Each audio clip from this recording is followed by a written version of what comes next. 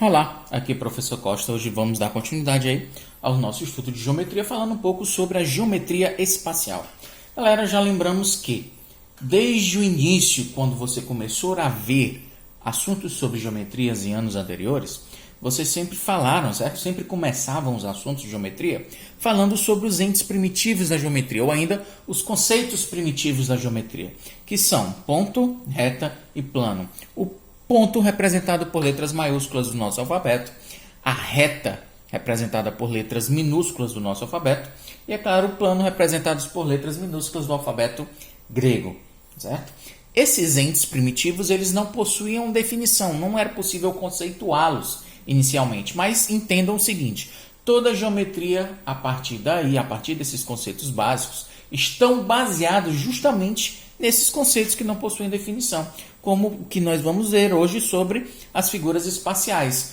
Todas elas estão baseadas em pontos, retas, segmentos de reta e estão situadas em um plano. E tudo isso está em um único espaço, certo? Então tudo está ligado, intrinsecamente ligado. Então os entes primitivos da geometria, ponto, reta e plano. E as figuras espaciais? O que é que são figuras espaciais? Figuras espaciais nada mais são do que sólidos geométricos, né? Sólidos formados por planificações de figuras planas. Eles possuem faces e bases que representadas ou que são representadas por figuras planas, determinadas pela união de infinitos pontos e pela junção de retas, certo? As duas retas juntas formam uma aresta, certo? As faces, ao se encontrarem, formam arestas, certo? Então aqui nós temos um cubo ou um hexaedro, certo? Como a gente vai ver mais tarde, vocês vão estudar essas definições mais a profundo, certo? Existe aqui um tetraedro formado por 4 triângulos, certo? Se ele for regular, esses triângulos também são equiláteros. E aqui um paralelepípedo, certo? Seria o nosso bloco retangular, certo? Também é conhecido assim, certo? Pessoas, é muito complicado a gente estudar essa parte da geometria espacial, porque cada figura, dependendo do formato, ela possui faces, certo? Que são representadas por figuras planas diferentes. Então, não é possível a gente dizer uma única equação que calcule a área lateral, a área total, ou até mesmo o seu volume. Cada figura possui a sua própria característica, então não existe uma única equação possível. Existe uma sequência de equações que você já vem trabalhando desde o 5º ano, do 6º ano da vida acadêmica de vocês. Como, por exemplo, aqui nós temos aqui seria um tetraedro. É uma pirâmide de base triangular, certo? Ela é formada por 4 triângulos. Existem 3 nas laterais e a base também ela é formada por um triângulo. Esse daqui nós temos uma outra pirâmide, só que a base dela é quadrangular, certo? Seria um retângulo. No cá eu já estou te garantindo que é um quadrado, certo? Então as arestas da base, elas formam aí 3 centímetros. E as laterais são formadas por 4 triângulos, né? E até uma planificação, que nada mais é a representação de um sólido geométrico num plano. Seria possível de fazer, certo? Seria a existência, certo? De 4 triângulos, que são as faces, e uma única base quadrada. Pronto, ó, fiz a representação, fiz a planificação da minha pirâmide, certo? Eu representei o sólido geométrico, certo? A figura espacial em um plano. São as 4 faces e abaixo dela nós tínhamos, certo? Um quadrado, certo? Eu fiz a planificação. Mas, como eu falei para vocês, a dificuldade está justamente porque a gente não poder ter uma única equação que estabeleça essa relação de áreas e volume, que é o que normalmente vai ser procurado e trabalhado nas questões, certo? Cada figura realmente possui a sua equação para ser trabalhada. Mas isso, como vocês já são estudantes profissionais, certo? Não tem dificuldade em trabalhar com isso. Por exemplo, a área total dessa pirâmide sabendo que a área lateral ela tem 16 centímetros quadrados e ela possui uma altura, ou seja, a distância do vértice até o centro da base, ela é de 9 centímetros, contando que a aresta da base também ela é de 3 centímetros, né? Então, todos os lados medem 3. Só é o seguinte, a área total dessa figura ela é feita pela área lateral mais a área da base. A área total vai ser, portanto, a área lateral, a questão já te falou que era 16, mais a área da base. A base é um quadrado de lado 3. A área de um quadrado é dado por lado ao quadrado, portanto, 3 ao quadrado. A área total vai ser igual a 16 mais 9. 16 mais 9 são 25. A área, portanto, ó, centímetro e centímetro, são 25 centímetros quadrados. Essa vai ser a área total da nossa pirâmide. E o volume, certo? Que é o que a gente também estava procurando. O volume, sempre 1/3 da área da base vezes a altura. A área da base, a questão também já nos forneceu. Não, mas a gente calculou aqui, ó, que seria lado vezes lado. 3 vezes 3 é 9. Então, nós temos 1/3 vezes 9, que multiplica, e a sua altura. A altura a questão nos forneceu. É de 9 centímetros, que é a distância de cima, ó, até o centro da base, que é de 9 centímetros também. Então, 9 vezes 9, 81. 81 dividido por 3 vai ser igual a 27. Como é volume, centímetro vezes centímetro vezes centímetro, você tem aí centímetros cúbicos, certo? Utilizando as escalas corretas. Ok? Então, aí a gente já trabalhou aí com o conceito, certo? De área total, área da base, área lateral e volume. Só que, como eu falei, é impossível escrever para vocês aqui todas as equações. São muitos sólidos geométricos para a gente representar. Então, cada sólido terá que ser visto individualmente. A não ser, é claro, certo? Que a gente esteja falando sobre os sólidos de Platão, certo? Os sólidos de Platão, como também todo poliedro, né? Já que eles são convexos, certo? E exemplos deles seriam os sólidos de Platão. Eles são figuras geométricas espaciais, certo? São sólidos geométricos que possuem uma característica, certo? Comum. Existe uma maneira de relacionar o número de faces, vértices e arestas dessas figuras, certo? Por meio de uma única equação.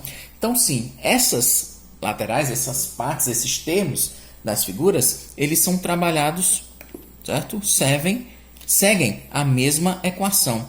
Essa equação, certo? Recebe o nome de relação de Euler, que é justamente a equação que diz que o número de faces mais o número de vértices é igual ao número de arestas, deixa eu ver aqui, mais 2.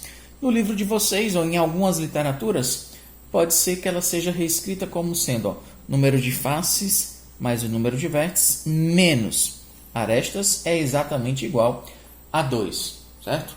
Uma equação leva a outra, certo? Então fica meio que irrelevante o modo como você veja a equação, certo? Eu normalmente trabalho com ela assim, mas a outra é exatamente igual, não tem problema quanto a isso. O número de faces mais o número de vértices é igual ao número de arestas mais 2. Essa equaçãozinha serve para relacionar número de faces, vértices e arestas de qualquer poliedro.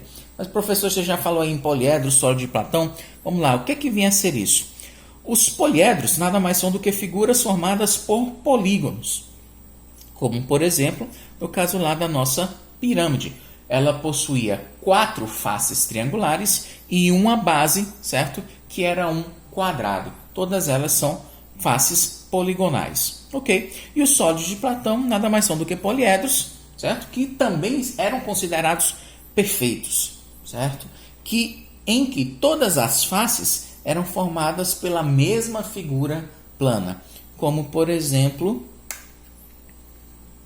o hexaedro, que a gente conhece pelo nome de cubo, certo? Que seria aquele formato do dado, certo? Todas as faces dessa figura, elas são formadas pela mesma figura plana, certo? No caso, um quadrado, certo? Ele representa um sólido de Platão.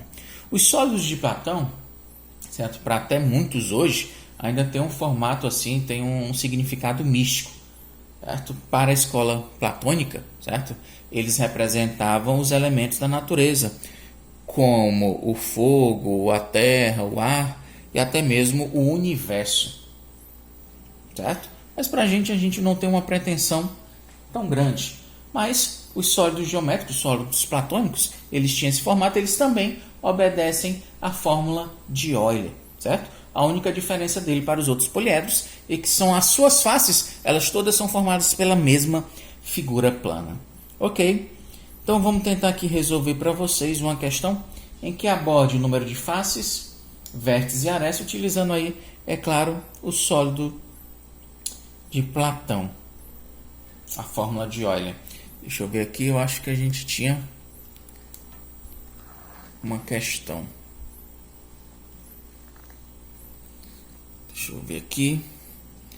A questão diz o seguinte: quero que você... Deixa eu ver, essa questão está até no próprio livro. Se um poliedro convexo possui 16 faces triangulares, então vamos lá, o número de faces são 16. Certo? Já de cara, ele te deu o número de faces. Se um poliedro convexo possui 16 faces triangulares, o seu número de vértices é... Tá? Para que você calcule o número de vértices, eu preciso saber o número de arestas para que eu possa, então, utilizar a fórmula de Euler, que diz o número de faces mais o número de vértices é igual ao número de arestas mais 2. Ou simplesmente face mais vértices menos arestas igual a 2. Então eu preciso de algum modo aí encontrar o número de arestas para poder aplicar a fórmula de Euler. Então é o seguinte, ó, essa relação sempre vai ser válida. Certo? O número de arestas, quando você conhece o número de faces, certo? E o tipo de face de um poliedro é sempre dado por essa relação, certo? O número de lados dividido por 2 dá exatamente o número de arestas. Como assim, professor? Nessa figura em especial, não é o cubo, não confunda, vou até apagar esse cubo aqui. Essa figura da questão, certo? Ela tem a seguinte característica, ela tem 16 faces triangulares, certo? Ou seja, existem 16 faces com 3 lados. Cada aresta dessa é dupla, porque quando as faces se cruzam, certo? É como se uma se juntasse à outra. Então, quando você faz essa contagem, simplesmente 16 vezes 3, você está contando a mesma aresta 2 vezes. Então, por isso que a gente dá esse desconto. Eu divido todas por 2. Então, você tem 16 faces triangulares, só que cada uma delas pertence pelo menos a 2 faces. 16 vezes 3 dividido por 2. O número de arestas vai ser, portanto, 16 vezes 3. Vão ser aí 3 vezes 6 dá 18. Vai 1, 3 vezes 1, 3 mais 1, 4. São 48 dividido por 2. O número de arestas vai ser igual a 24. Quantas arestas tem na figura? 24. Mas eu não quero simplesmente saber o número de arestas. Isso não foi me perguntado. A questão queria saber o número de vértices. Então vamos aplicar a fórmula de Euler, que diz que o número de faces, que é 16, mais o número de vértices é igual ao número de arestas, que eu determinei agora, que são 24 mais 2. Substituindo os valores, o número de vértices vai ser igual a 24 mais 2. São 26. 16 positivo vem para o outro lado negativo.